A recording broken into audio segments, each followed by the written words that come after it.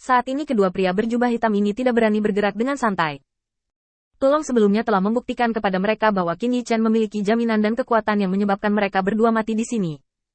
Itu hanya mengharuskan mereka untuk sedikit lalai. Kakak, apa asal-usul pria ini? Kita berdua sebenarnya tidak berdaya.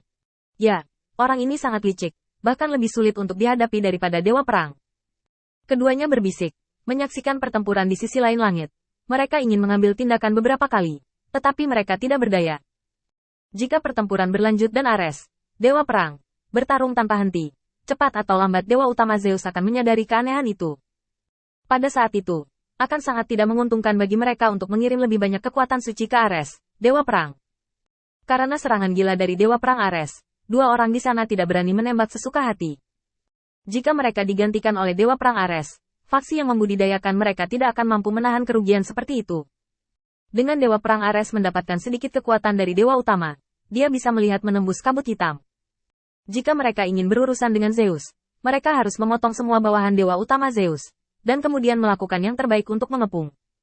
Meski begitu, peluang mereka untuk menang penuh tidak lebih dari 60%. Oleh karena itu, jubah hitam yang terlatih ini harus berusaha menghindari korban, agar tidak mempengaruhi rencana besar menaklukkan Zeus.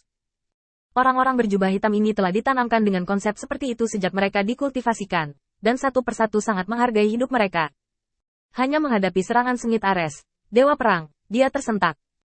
Bahkan jika Dewa Perang Ares dengan marah menyerang lagi dan lagi, kabut hitam yang terpotong kurang dari 1/10.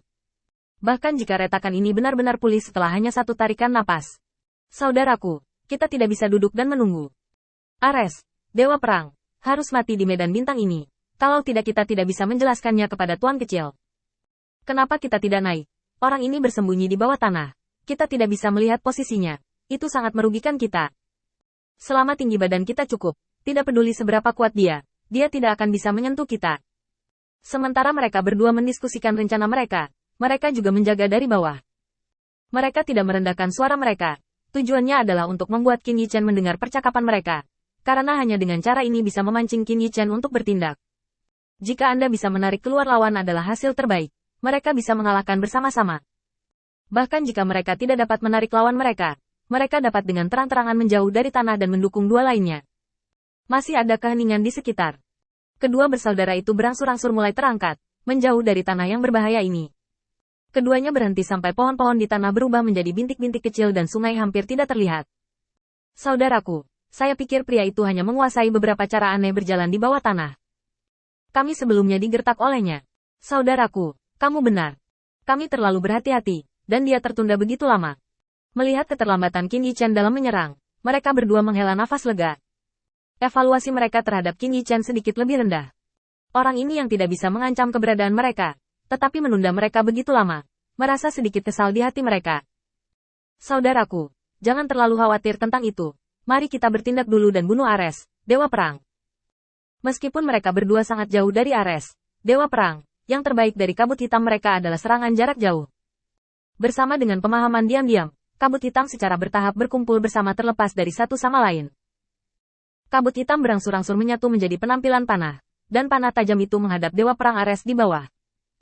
Dengan reaksi Dewa Perang Ares, setelah panah ditembakkan, panah itu harus mencapai belakang Dewa Perang Ares dalam waktu setengah menit.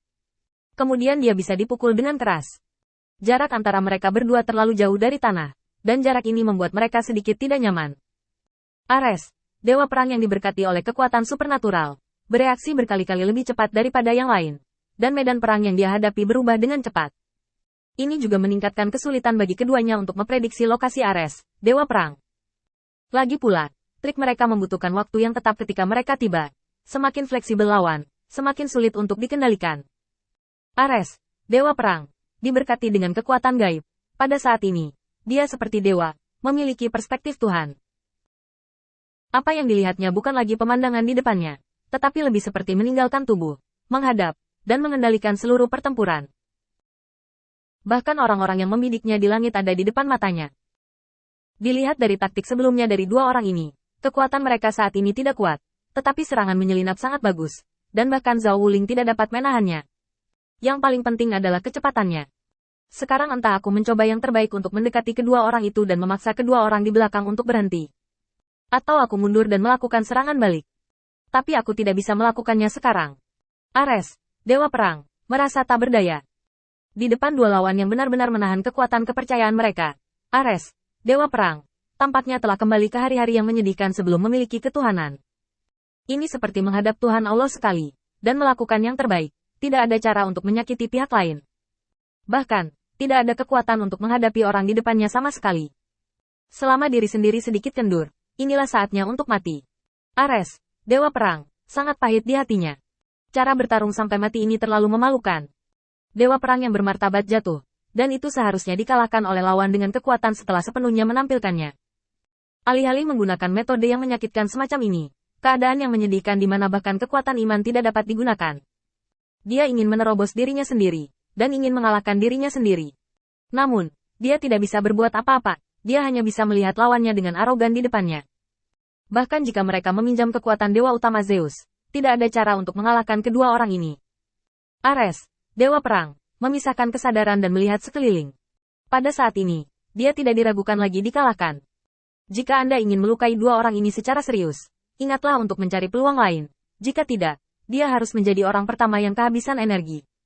Ketika Dewa Perang Ares melihat awan, raut wajahnya sangat menggairahkan. Ini, kejutan dan keterkejutan di hatinya bahkan menghentikan tindakan ofensifnya sejenak. Dan dalam waktu singkat ini, orang berjubah hitam Yi dan San menangkapnya.